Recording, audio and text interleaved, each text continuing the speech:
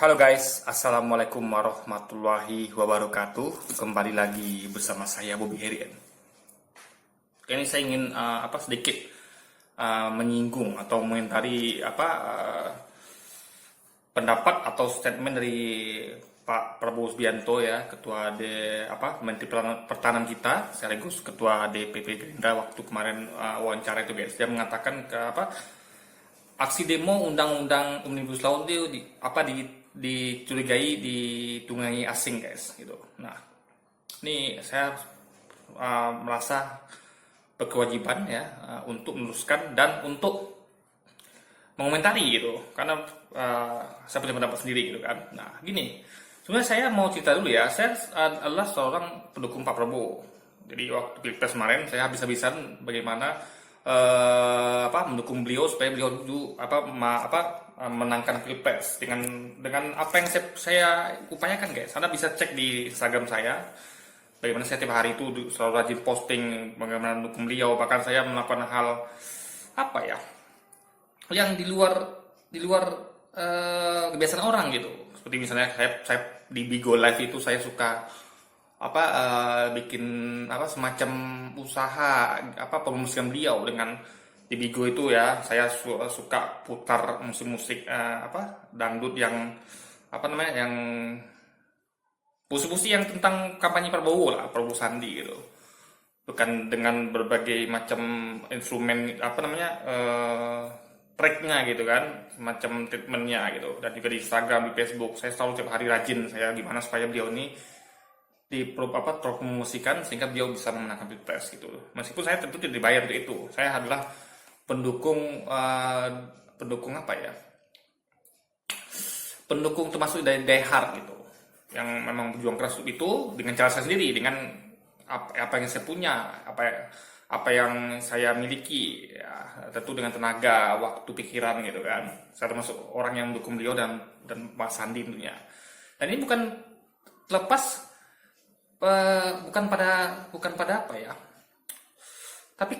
pada sosoknya saja, tapi karena saya tahu beliau adalah pilihan para ulama kita sepakat 212 dan sebelumnya itu mendukung beliau gitu. Jadi ulama sudah menyerahkan mandat kepada beliau, makanya saya ikut ulama, saya ikut push dukung beliau habis-habisan. Meskipun faktanya mungkin kita tahu sama-sama beliau kalah karena ada kemungkinan kecurangan yang sangat masif, struktur dan sistematis di Pilpres kemarin. Nah, itu sudah di luar kuasa kita. Itu sudah kehendak Allah lagi. Allah mungkin berjalan lain. Mungkin Allah pengen yang memberi yang terbaik pada kita dengan memberi kita ujian yang lebih lagi sehingga kita digembleng mental dan juga ya mental kita lah, iman kita, agar kita menjadi manusia yang lebih beriman lagi, ya kan? Agar kita makin bergantung pada Dia, gitu kan? Makin kita terzolimi, makin kita susah, kita akan semakin bergantung pada Dia gitu kan, pada Allah SWT. Nah, tahun 2000 berapa itu? Tahun sebelumnya ya, ketika itu saya nggak mendukung beliau, tapi karena ulama mendukung beliau, saya ikut ulama. Nah, jadi itu yang perlu diketahui utama. Jadi saya termasuk orang yang begitu terhadap beliau gitu. Jadi ini bukan cuma ini videonya saya buat semacam kritik pada beliau, bukan cuma kritik tapi sekedar masukan juga gitu. Jadi saya bukan hatersnya beliau gitu. Saya malah termasuk orang yang khusus sama beliau gitu. Saya nggak pernah suzon sama beliau. Apapun yang meskipun ulama terbelah sekarang ya, ada yang mendukung beliau dan tidak, saya tetap berusaha untuk khusus sama Pak Prabowo ini gitu kan. Saya tahu memang dia ini adalah orang yang cinta NKRI ya. Dia pengen negeri ini aman ya. Maka dia memilih menjadi mengorbankan egonya, mengorbankan mengubahkan mungkin perasaannya gitu kan. Dia masuk ke dalam pemerintahan meskipun banyak ulama menentang gitu kan, tapi juga ada ulama yang tidak menentang karena memang kita nggak tahu isi hati orang gitu. Kalau saya sih khususnya sama Pak Prabowo memang, dan menurut saya baik buruknya itu kita serahkan pada Allah SWT. Mungkin Allah punya rencana lain sehingga Allah menjadikan beliau jadi menhan gitu kan. Nah, Indonesia aman dari ancaman apapun karena beliau ada di situ, dan saya percaya dengan kompetensi beliau gitu. Ya Allah mungkin punya maksud lain ya, mungkin ada kita nggak setuju, tapi saya tetap berusaha untuk khusus sama Pak Prabowo. Nah, cuman ketika dia komentar kemarin, ada sedikit yang sedikit nyelekit sama saya guys, bukan apa-apa ya. Gini, ini sebenarnya ada juga semacam apa ya, kita ada beberapa poin yang saya sepakat dengan beliau, ada yang tidak gitu kan. Jadi nggak semuanya saya nggak sepakat, nggak semua juga saya sepakat. Ada beberapa poin yang tidak sepakat alias bersinggungan gitu. Contohnya kata beliau kemarin kan gini, di Tengare ini adalah aksi dikendalikan asing, karena nggak mungkin ada anak bangsa patriot mau bakar-bakar. Nah, itu saya setuju ya. Cuman Pak Bobo harus ingat, kalau orang itu udah emosi Pak ya, apalagi Bapak kalau tahu main bawah itu bagaimana rakyatnya selalu dizolimi gitu kan, selalu ditimpa masalah. Kayak saya sudah nganggur sih sejak bulan Maret gitu, tapi saya tetap bersabar, saya menggunakan tabungan yang ada. Nah, bagaimana dengan saudara kita yang lain ya punya tabungan Pak, yang betul-betul sampai Bapak tahu sampai banyak orang tuh ngambil barang milik orang lain karena susah makan. Bagaimana dengan mereka tuh Pak? Bagaimana mereka yang kurang beruntung, mereka yang harus menafkahi anak istri, lalu mereka harus mencuri dan segala macamnya, melakukan kriminal, begitu bagaimana Pak? Ini memang ini bukan kondisi yang biasa Pak, tapi ini kondisi yang luar biasa. Ya, kita lagi banyak ditimpa, belum lagi kebijakan pemerintah. Kita kan tahu dari awal-awal COVID kemarin tuh semua ada ngomong, ini tolong penanganan serius, ini virus bukan main-main, ini berbahaya virus. Tapi pemerintah, terutama pusat saya sebut ini, apalagi buzzer itu saya pantau itu memang selalu mengatakan santuy aja gitu. Jadi jargon selalu disampaikan lah santuy aja, biasa aja, ini virus gak bahaya, ini kok sama kok kayak virus flu burung kayak virus demam, sama aja ya kan, ini virus gak berbahaya. Akhirnya karena pemerintah pusat lalai ditambah dengan buzzer-buzzernya yang ikut melalaikan pemerintah dengan statement mereka yang membuat masyarakat ini tidak waspada, akhirnya kita melonjak dari negara yang langsung parah COVID-nya guys. Dan dulu tuh kita masih aman-aman di awal kan, dan kita para pakar sudah selalu ingatkan ini bahaya nih virus gitu. Masuk saya bahkan orang yang pertama kali menegakkan untuk lockdown gitu. Seperti kita tahu kayak negara sebelah China itu ya, Vietnam tanpa seluruh itu berhasil loh guys. Dia begitu tahu China ada begitu, dia sudah lockdown di bulan Februari, sebulan sampai Maret, habis itu dia aman, dia tidak, kasus di dia tuh cuman berapa orang aja gitu, dan tidak ada yang meninggal, dan habis itu tidak ada lagi suspek, berhasil. Padahal posisinya tuh bersebelahan dengan China gitu, dengan Wuhan itu kan. Jadi dan juga banyak negara besar tuh terlambat, Amerika terlambat, Spanyol terlambat, udah banyak corona baru mereka lakukan lockdown gitu. Tapi mereka melakukan lockdown minimal. Nah setelah lockdown mereka layak untuk new normal. Nah kita sudah tidak lockdown, ikut-ikutan pula new normal. Ini kan lucu gitu. Orang tuh sudah pengangkatan pinggang, lalu mereka buka pinggangnya, oke, kita ikat pinggang masih longgar, dilonggarkan lagi, bagaimana coba? Jadi memang tidak main-main, mengendalikan krisis COVID ini gitu. Itu dari awal sudah kita keras gitu kan, bersama juga para pakar ekonomi, pakar kesehatan gitu kan. Tapi itu pemerintah pusat sama buzzer-buzzernya itu anggap remeh. Itu kendalanya. Nah, jadi masyarakat ini sekarang mengalami kesulitan ekonomi, jadi sangat sensitif semuanya Pak.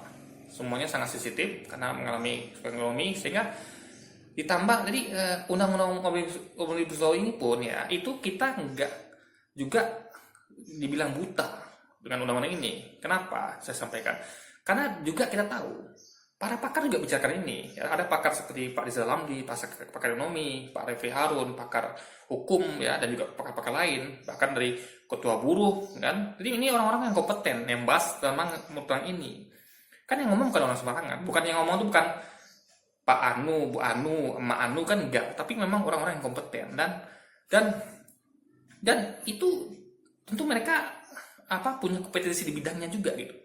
Kalau Pak Prabowo kan kompetisinya di bidang pertahanan, menurut saya lebih cocok mereka membahas itu Pak, karena mereka ada pakar ekonomi, pakar hukum kan, dan juga langsung buruh itu sendiri gitu. Jadi mereka ini lebih punya pengetahuan, bukan saya meremehkan Pak Prabowo, tapi saya rasa mereka lebih punya pengetahuan lebih daripada Bapak gitu kan. Daripada Pak Prabowo, mereka punya pengetahuan lebih, dan masyarakat juga cerdas kok, mereka juga membaca sendiri poin-poinnya gitu. Karena saya pun merasa ya memang ada beberapa poin yang harus, ini memang berbahaya kalau diteruskan gitu. Karena memang sensitif sekali. Masalah misalnya kayak sekarang alhamdulillah ya, saya kan karena memang pusat tempat saya bekerja ini memang tidak agak susah untuk mengangkat karena kan kerja di bidang perhotelan, jadi agak susah untuk mengangkat ekonomi karena memang ini udah hampir setahun nggak ada perubahan guys, makanya perusahaan memutuskan untuk saya resign saja gitu. Karena kan saya masih posisi masih bekerja tapi di rumah kan nggak dapat apa-apa gitu. Pengen dapat sembako tiap bulan sama jam sosek jalan gitu kan sama askes, cuman perusahaan tentu paksa berat untuk menanggung saya meskipun saya tidak digaji di rumah kan, tapi kan masih nanggung sembako sama BPJS gitu kan. Makanya perusahaan ngambil keputusan kontrak saya habis, saya disuruh resign gitu. Nah ini kan cukup berat gitu kan, saya harus cari kerjaan baru. Dan itu alhamdulillah saya masih dapat pesangon ya, saya masih dapat pesangon perusahaan alhamdulillah ya.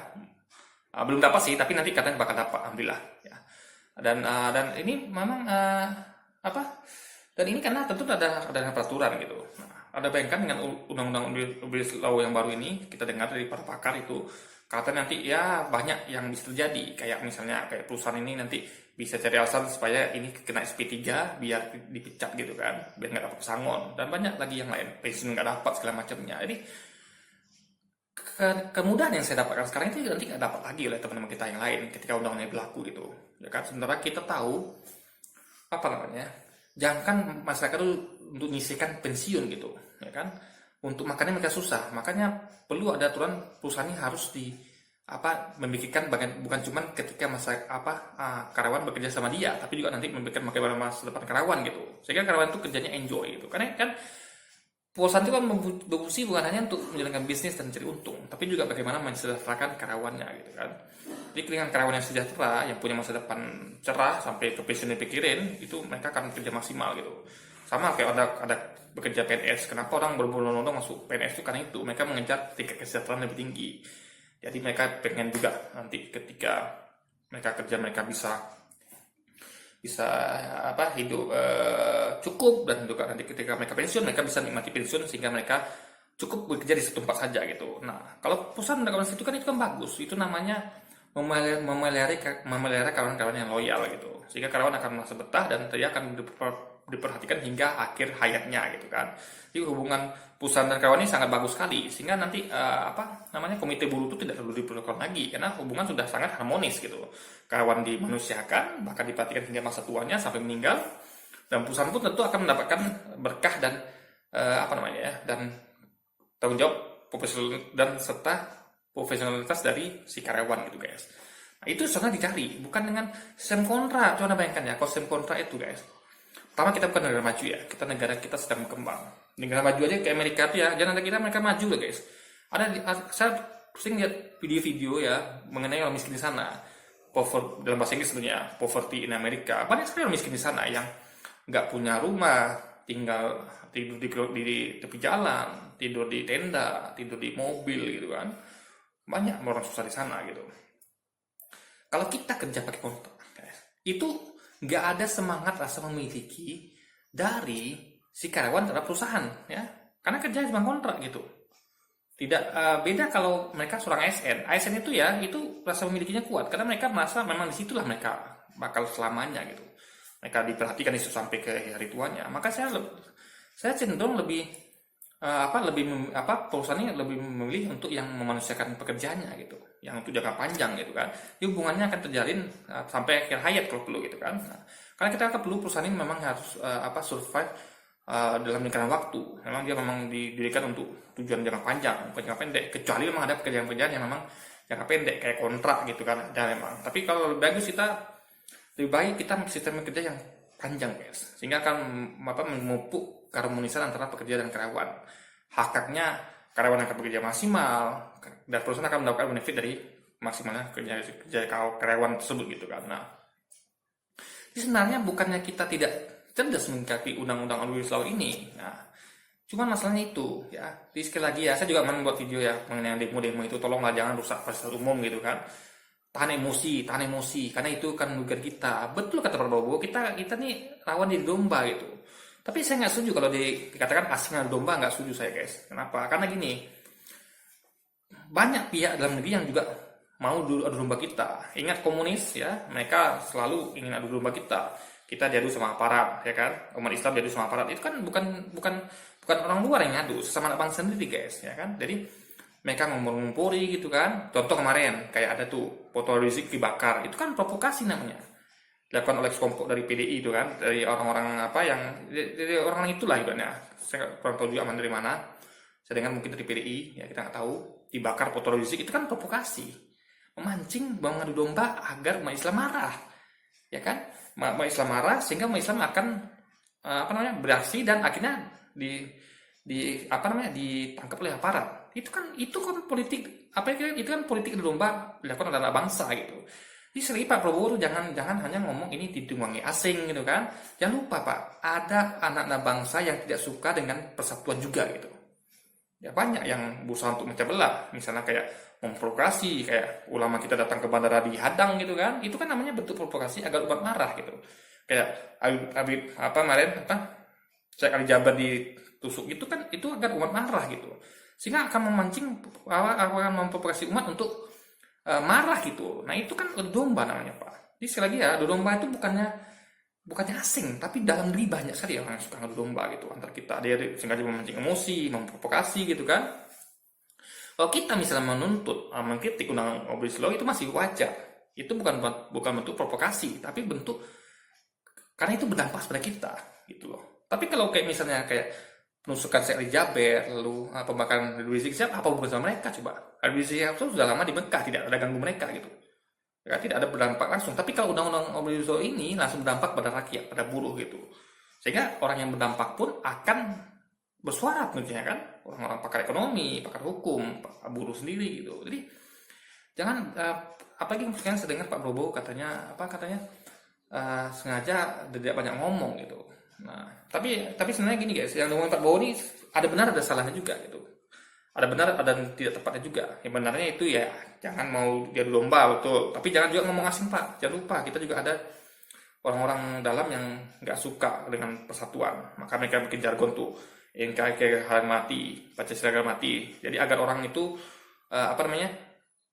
tersegmen gitu, terpecah. Ada yang kami ini Pancasila harga mati, kalian tidak gitu. Jadi mereka sengaja buat segmen-segmen itu Pak di lapangan, membuat perpecahan itu di lapangan dengan mengotak-kotakkan orang gitu. Yang saya ini Pancasila, kamu tidak gitu. Karena ini yang berbahaya, mengotak-kotakkan ini berbahaya. Padahal kita tahu kita semua adalah Pancasilais kecuali komunis, ya kan? Jadi orang-orang yang hendak mengubah Pancasila menjadi Ekasila Trisila itu jelas ini berbahaya karena Pancasila tidak boleh diubah dengan apapun ya. Bahkan yang diubah lagi, diganggu aja nggak boleh, disentuh aja nggak boleh itu Pancasila ya kan, harus berada di tempatnya dan jangan diutak-atak lagi karena itu sudah final gitu kan. Nah, ya ada lagi pembahasan tentang Pancasila. Ya orang-orang yang berani mengotak-atik Pancasila itulah yang tidak Pancasilais sebenarnya, ya kan. Nah, apalagi ya mau saya sampaikan ya. Jadi sekali lagi ya, kalau misalnya ada yang kalau misalnya ada ya perlindungan gelap itu wajar ya. Jadi fokusnya jangan, yang penting aksi kami buruh mahasiswa dan semacam itu murni demi membela kepentingan buruh dan juga rakyat tentunya. Karena buruh adalah rakyat adalah buruh gitu. Jadi membela buruh sama membela rakyat. Ada berapa juta buruh di Indonesia ini yang harus dibela itu haknya. Maka kita apa ya? Saya pun alergi guys dengan namanya kerja kontrak, saya alergi, bukan apa-apa ya. Kecuali kalau misalnya ya, kalau Anda bukan warga Indonesia, kayak misalnya nih, kayak saya aja kalau misalnya kerja di luar negeri guys, saya lebih memilih kerja tuh yang permanen karena saya punya safety di sana. Misalnya saya ke Jepang misalnya, itu kan banyak kerja arubaito misalnya kan, misalnya nih ya, saya nonton sosok luar juga gitu kan, kerja kontrak gitu, itu memang apa ya, itu kita tuh nggak merasa memiliki tempat itu karena kita kan kerja dengan kontrak. Tapi beda kalau kita diperhatikan kayak kita masuk ke perusahaan kayak Apple atau apapun itu yang besar yang memperhatikan kesehatan karyawannya. Ada dibandingkan lah, ada kayak perusahaan kayak Apple gitu kan atau Google gitu sama yang kerja restoran yang kontrak yang bayar per jam, pasti beda perhatian perusahaan sama pekerjaannya dan pasti tingkat kebayaran beda gitu guys, ya kan. Tingkat apa juga beda, intinya output dan input yang didapatkan beda gitu. Jadi ini bagaimana cara memanusiakan karyawan. Di perusahaan dapat benefit karena dapat benefit. Kalau kontrak kan tidak. Karyawan tuh banyak mikir gini, gua kerja sama dia cuma setahun kok, ngapain gua ini kan, kontrak cuma setahun atau sebulan gitu kan. Dia tidak memikirkan bagaimana perusahaan ini tumbuh ke depannya. Dia hanya memikirkan penting kerja gua selesai saat ini, itu udah selesai. Nah, perusahaan tidak begitu, perusahaan tidak menghargai dia karena dia hubungannya cuma langsung sebulan.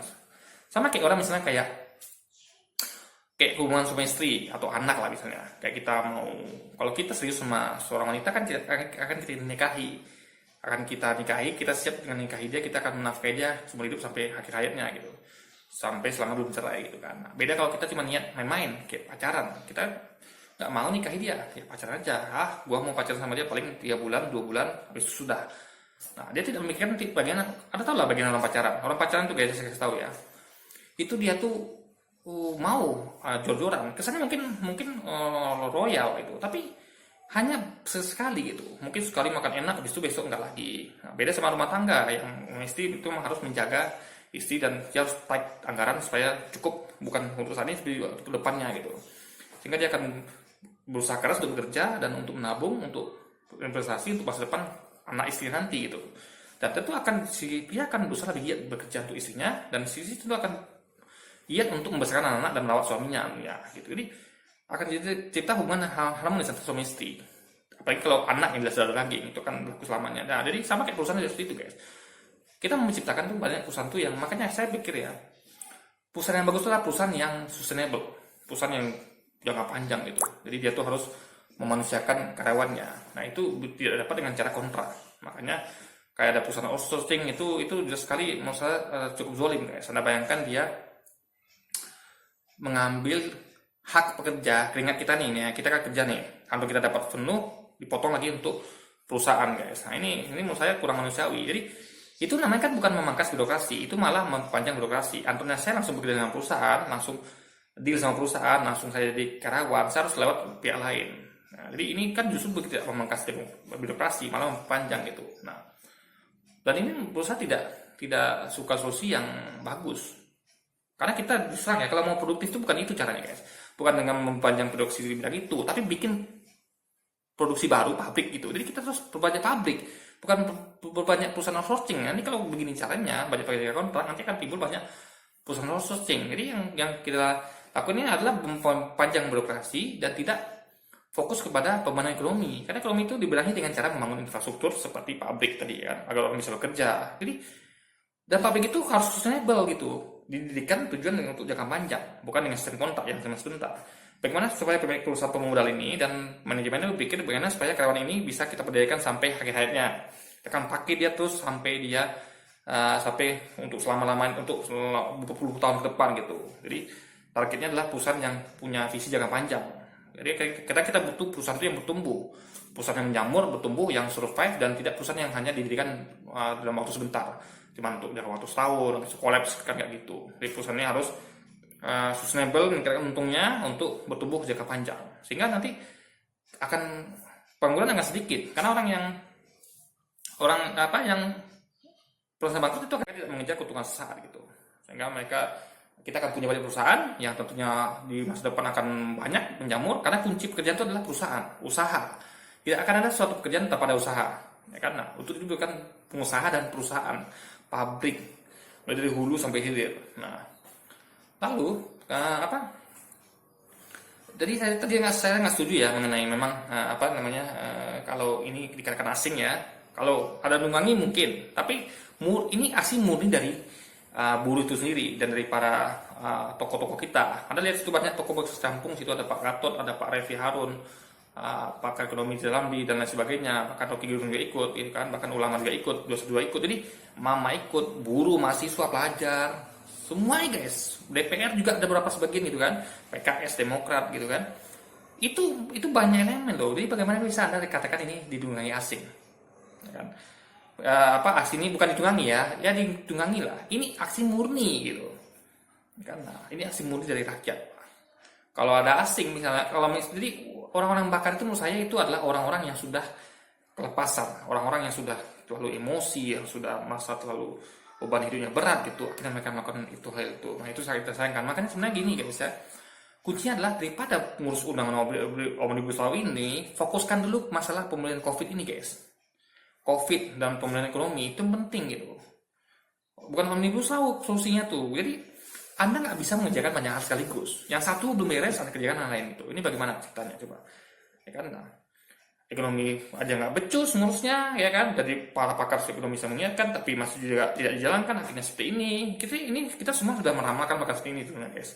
COVID ini bakal buruk ini, ekonomi bakal buruk ini sudah diramalkan. Kan ingat Pak Jokowi pernah ngomong nih, ekonomi kita kalau kayak 9% gitu. Banyak pihak yang tidak setuju, termasuk saya.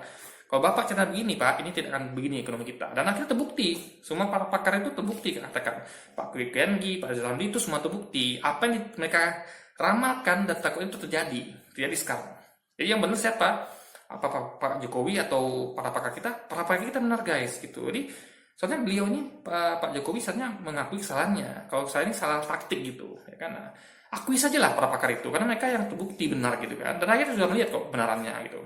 Siapa yang kata-kata yang nggak terbukti dan siapa yang terbukti. Kata-kata pemerintah pusat nggak terbukti banyak ya kan. Katanya bakal begini, bakal begitu, tidak ada yang terbukti. Kecuali pembangunan infrastruktur mungkin terbukti. Pembangunannya ya, saya katakan bukan hasilnya. Pembangunannya berhasil.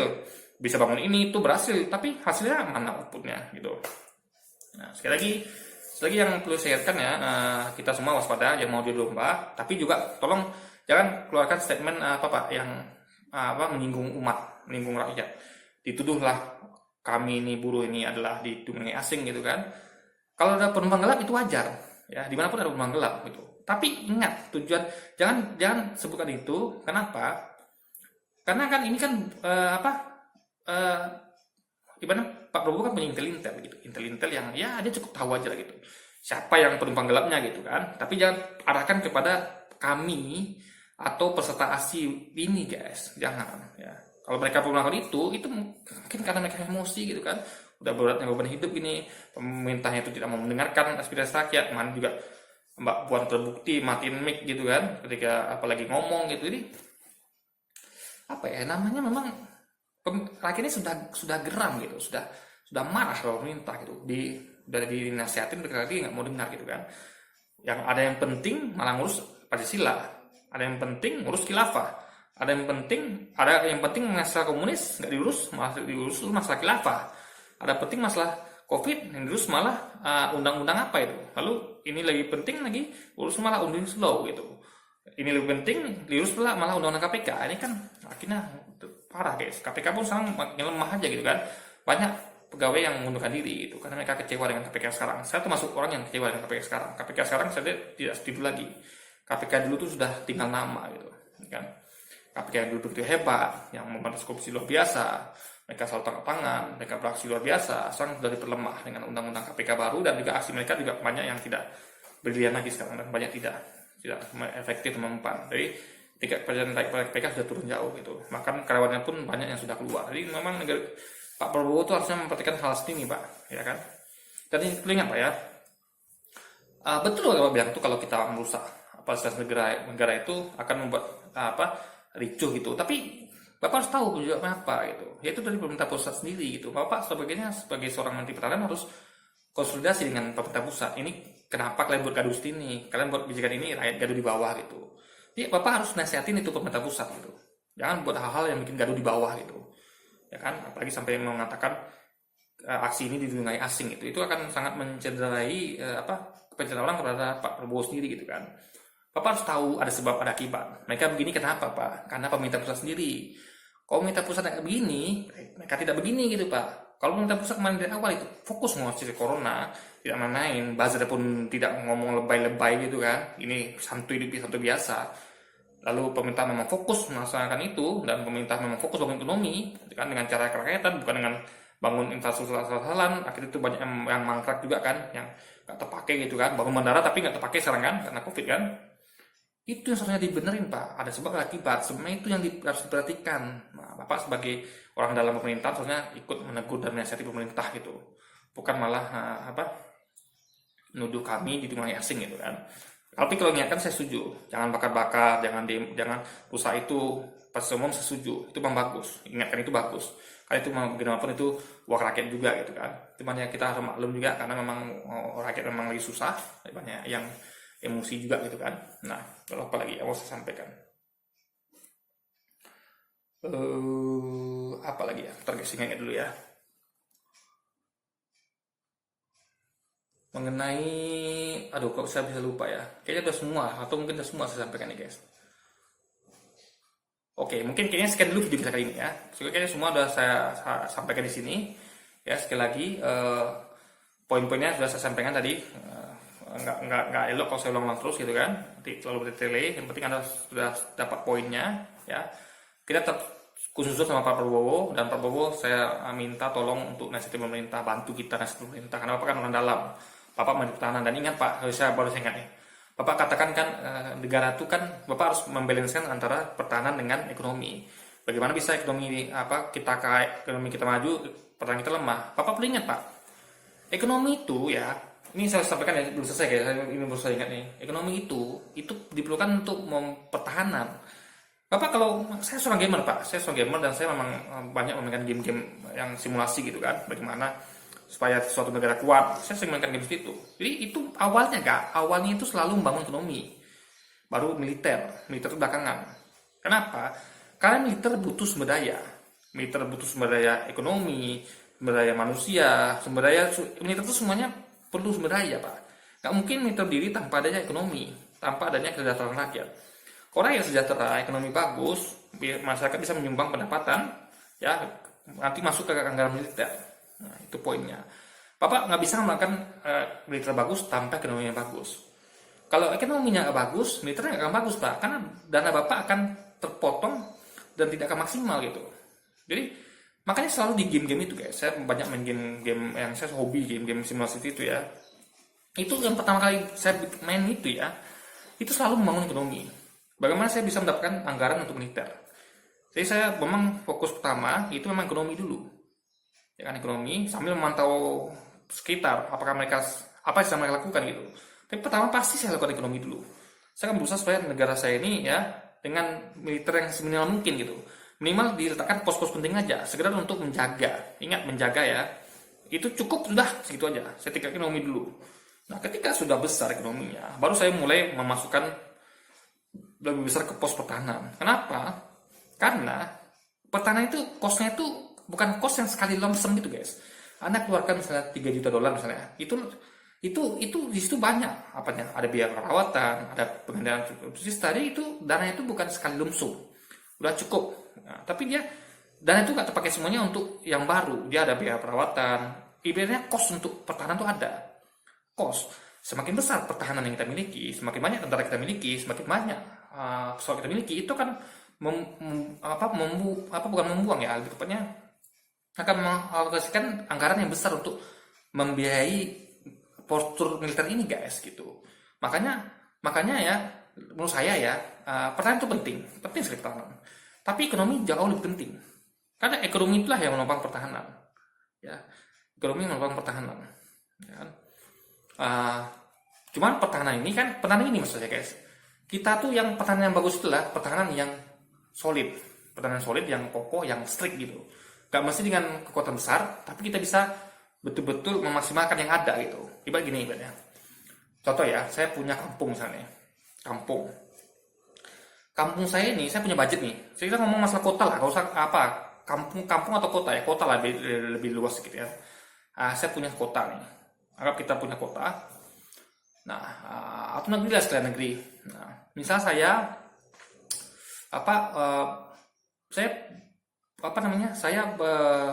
butuh misalnya 1.000.000 orang untuk tentara, atau misalnya 100.000. Nah, dengan banyak tentara, saya akan membayarkan uang lebih untuk membayar tentara, ya kan, untuk bayar apanya semua lagi kan. Nah, tentara, saya lihat ancaman di luar itu belum begitu ini. Nah, ya ibaratnya dan saya punya cara untuk lebih efisien, bagaimana supaya mereka itu lebih bagus di lapangan dengan latihan keras, misalnya dengan gambling yang tanpa alat yang canggih gitu kan. Itu ibaratnya adalah saya fokus yang sisanya itu, yang dari misalnya 1 juta tentara misalnya kan, 500.000 saya 500.000 nya saya alokasikan untuk pembangunan ekonomi. Nanti output dari ekonomi ini bisa saya alokasikan untuk nambah tentara tadi, sehingga tentara kan lebih kuat lagi gitu. Jadi memang awalnya ekonomi dulu gitu. Jadi kenapa mereka bisa seperti itu? Karena mereka ekonominya sudah bagus gitu. Jadi semakin bagus ekonomi suatu negara, mereka bisa membangun armada yang lebih bagus lagi. Contoh China itu Pak, kalau Pak ingat ya, mereka membangun ekonomi dulu tuh. Jadi kenapa militer Cina kuat? Karena mereka membangun ekonomi dulu gitu Pak. Jadi ekonomi nomor 1. Turki juga seperti itu kan. Turki kenapa kuat tentaranya? Karena dia bangun ekonomi dulu gitu. Nah, kecuali kalau kayak Taliban ya, itu Taliban beda lagi. Itu ekonominya memang hancur, tapi dia punya semangat jihad.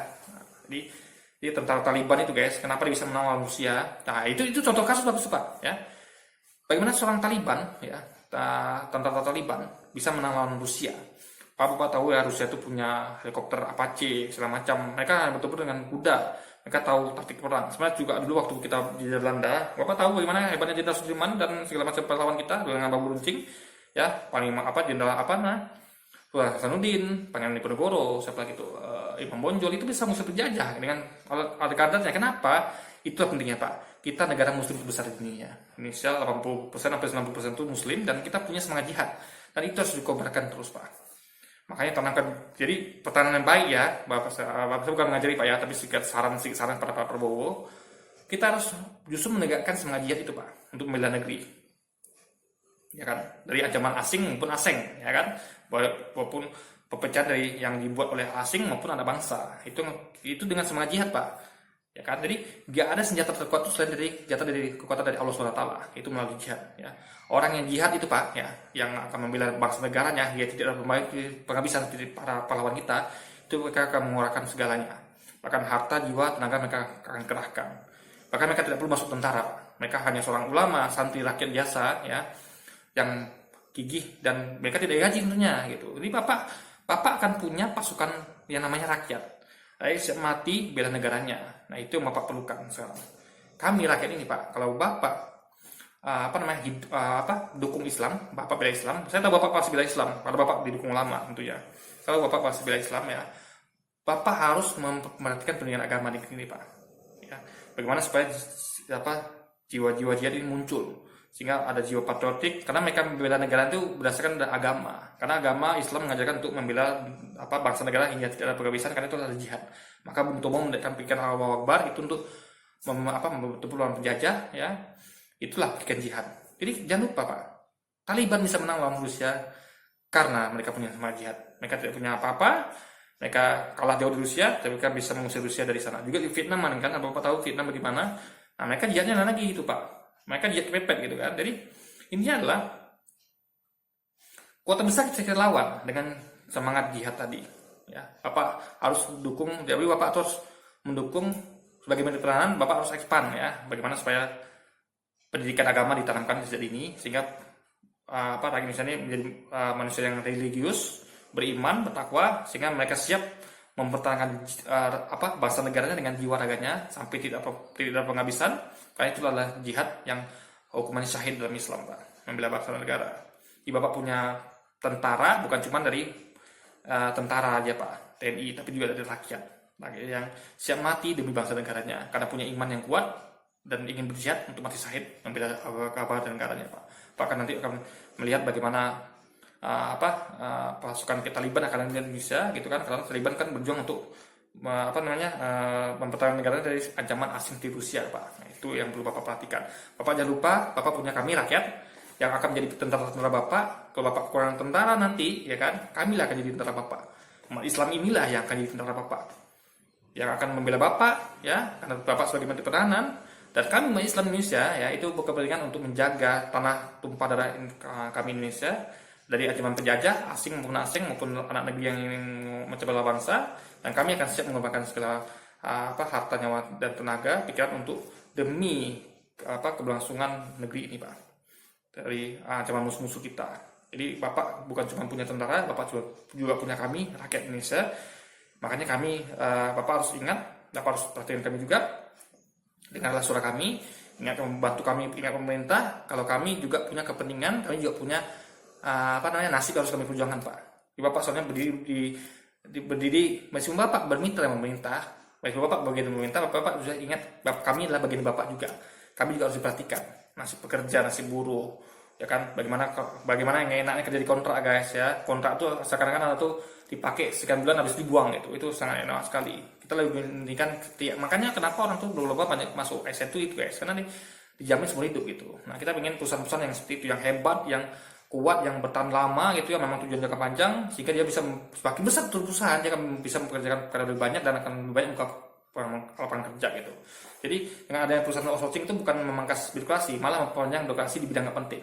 Kalau buka perusahaan jangan di outsourcing, tapi di bidang pertanian, perkebunan, perikanan gitu, atau jasa, itu sangat berharga daripada memperpanjang birokrasi pekerjaan gitu kan. Nah, jadi mungkin itu aja mungkin video kita kali ini guys, saya kali ini cukup panjang lebar. Nah, sampai jumpa lagi di video-video selanjutnya. Wassalamualaikum warahmatullahi wabarakatuh.